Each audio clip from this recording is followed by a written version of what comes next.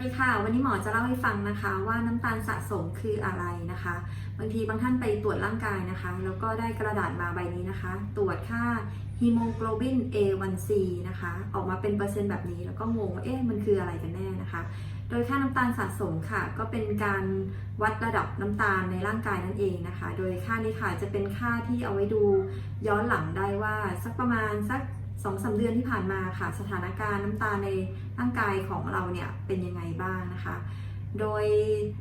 ที่จริงแล้วน้ำตาลสะสมอันนี้นะคะเราก็จะเรียกว่าฮีโมโกลบิน A1C นะคะเป็นการวัดน้ำตาลที่เกาะอยู่กับฮีโมโกลบินในร่างกายของเราฟังอย่างนี้แล้วงงใช่ไหมคะก็หมอแนะนำอย่างนี้นะคะก็คือในร่างกายของเราค่ะก็จะมีส่วนที่เป็นน้ำเลือดกับเม็ดเลือดใช่ไหมคะส่วนที่เป็นเม็ดเลือดก็จะมีเม็ดเลือดแดงเม็ดเลือดขาวเกล็ดเลือดนะคะตรงเม็ดเลือดแดงของเราเนี่ยค่ะสมมุติว่าเป็นสีแดงแบบนี้นะคะ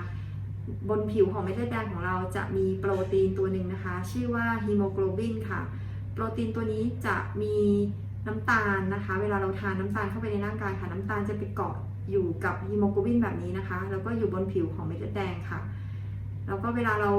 ตรวจเลือดออกมานะคะก็คือจะตรวจมาได้ค่าหนึ่งที่เราเรียกว่าฮีโมโกลบิน A1C ก็คือน้ำตาลสะสมสรุปก็คือ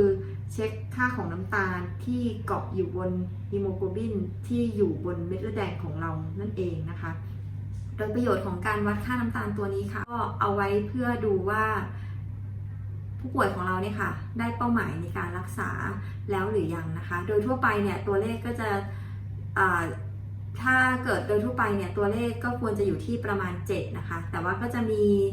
รายละเอียดของค่าน้ำตาลสะสมมากกว่านี้อีกนะคะซึ่งหมอก็จะได้เล่าให้ฟังในวิดีโออื่นๆนะคะสำหรับผู้ป่วยบางท่านนะคะพอมาตรวจเลือดที่โรงพยาบาลค่ะ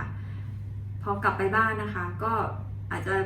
ยังไม่อยากคุมอาหารนะคะทานอาหารตามสบายใจเลยนะคะก็ทานไปเรื่อยเลยพอจนถึงวันที่ใกล้นัดตรวจคุณหมอนะคะก็จะพยายามงดอาหารแล้วกันพอมาตรวจที่โรงพยาบาลเนี่ยค่ะเจาะค่าน้ำตาลปลายนิ้วนะคะที่มักจะชินกันนะคะว่าเจาะมาแล้วได้เท่าไหร่80 90หรือ100 150อย่างนี้เป็นต้นนะคะน้ำตาลตัวนั้นนะคะถ้าเพิ่งจะคุมอาหารมาเนี่ยน้ำตาลตัวนั้นอาจจะไม่สูงก็ได้นะคะแต่ว่าตัวเลขค่ะจะบอกได้จากค่าน้ำตาลสะสมเพราะว่าตัวน้ำตาลเนี้ยเขาจะไปเกาะอยู่บนผิวของเม็ดเลือดแดงใช่ไหมคะซึ่งอายุของเม็ดเลือดแดงค่ะประมาณ 2-3 เดือนนะคะกว่าจะหมดอายุเพราะฉะนั้นอย่างไรก็ตามถ้าเกิดระดับน้ำตาลในเลือดยังคุมไม่ดีค่ะน้ำตาลสะสมจะฟ้องให้เห็นแล้วว่ายังจำเป็นจะต้องปรับเปลี่ยนนะคะไม่ว่าจะเป็นการคุมอาหารหรือว่าปรับเปลี่ยนยาที่ใช้นะคะเพื่อให้ได้เป้าหมายในการรักษาเพื่อป้องกันภาวะแทรกซ้อนในระยะยาวนั่นเองนะคะโดยการเจาะน้ำตาลสะสมยากหรือเปล่านะคะการเจาะน้ำตาลสะสมเป็นการเจาะเลือดอย่างหนึ่งนะคะก็มักจะเจาะที่ข้อพับนะคะเจาะรวมกับผลเลือดตัวอื่นได้เลยแล้วก็น้ำตาลสะสมค่ะไม่จำเป็นจะต้องงดอาหารก่อนเจาะนะคะจะมีบางสถานพยาบาลนะคะสามารถที่จะเจาะปลายนิ้วได้ด้วยนะคะแล้วก็บางที่ที่ตรวจแล้วได้ผลเร็วๆเนี่ยค่ะประมาณรอผลประมาณสักแค่ชั่วโมงเดียวก็ได้ผลแล้วนะคะนอกจากนี้ค่ะการแปลผลน้ำตาลสะสมนะคะก็โดยทั่วไปอย่างที่หมอบอกก็คือเป้าหมายของเราประมาณ7นะคะแต่ว่าในรายละเอียดในการแปลผลของน้ำตาลสะสมค่ะก็ยังมีอีกนะคะอย่างเช่นว่าสมมุติว่าบางท่านนะคะมีโลหิตจางนะคะเม็ดเลือดแดงน้อยต่อให้ในสถานการณ์นั้นนะคะที่จริงน้ำตาลสะสมของท่านจริงๆต้องสูงมากกว่านั้นแต่ว่าเม็ดเลือดแดงมันน้อยใช่ไหมคะพอเจาะเลือดออกมาค่าน้ำตาลสะสมก็อาจจะน้อยกว่าความเป็นจริงทำให้บางท่านก็จะดีใจใช่ไหมคะว่าเป็นโลหิตจางนะแต่ว่า